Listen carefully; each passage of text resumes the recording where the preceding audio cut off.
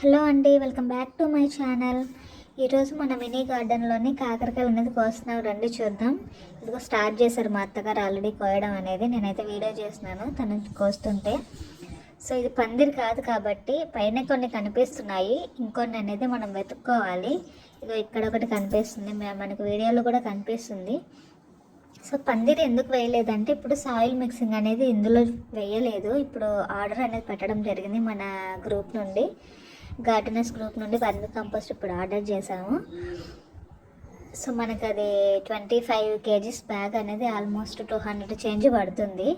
So కోసినవి ఇక్కడ పెట్టాం present అయితే. సో అక్కడక్కడ వెతుకుతుంటే ఇక్కడ ఇంకోటి ఉంది మనకి దీనికి దగ్గరలోనే. సో ఇవన్నీ మనకి ఇవాళ కర్రీకు మన ఇంట్లోకి అయితే వచ్చేస్తాయండి కూరకి. సో ఇక్కడ 1-2 చెట్లు ఏం కాదు, ఆల్మోస్ట్ 6-7 చెట్లు దాకా ఉన్నాయి. సో నెక్స్ట్ సాయిల్ మిక్సింగ్ తర్వాత పందిరేసి వీటిని మంచిగా చేసినట్లయితే మనకు బాగా పొడవు కాకరకాయలు కూడా వచ్చేస్తాయి. ఇవి కింద కాబట్టి అనుకుంటున్నాను, పెద్దగా పొడవు కూడా పెరగట్లేదు ఈ కాకరకాయలు అనేవి. ఇది చిన్నవి చూడండి, ఇది కూడా చిన్న కాకరకాయ. ఇది మొత్తం శాండ్ అండి. శాండ్లో అదే ఫర్టిలైజర్స్ అనేది యూజ్ చేసాము, న్యాచురల్ ఫర్టిలైజర్స్ అవి కూడా.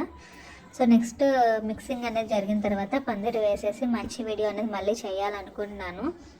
ఇప్పుడు ఆల్మోస్ట్ ఈ వీడియోలో మనకు వచ్చిన కాకరకాయలు అయితే ఇన్ని వచ్చాయండి మినీ గార్డెన్లో. ఇవి 2-3 days ఒకసారి మన హార్వెస్ట్ అనేది రెడీ అవుతూ ఉంటుంది. ఇప్పుడు అక్కడక్కడ చిన్న చిన్న పిందెలు కూడా ఉన్నాయి మన హార్వెస్ట్లో. ఇంకొక 2-3 days ఉంటే ఇవి మాగిపోయే అవకాశం ఉంది కాబట్టి కోస్తున్నాము. మళ్ళీ 2-3 daysకి ఫ్రెష్ హార్వెస్ట్ అనేది రెడీ అవుతుంది. ఇది మన మినీ గార్డెన్లోని ఇవాళ కోసిన కాకరకాయలు అండి. సో వీడియో అనేది చివరి దాకా చూసినందుకు థ్యాంక్ యూ సో మచ్. నేను మరిన్ని కొత్త వీడియోస్ అనేది చేయాలనుకుంటున్నాము. Thank you for watching my channel. Please subscribe.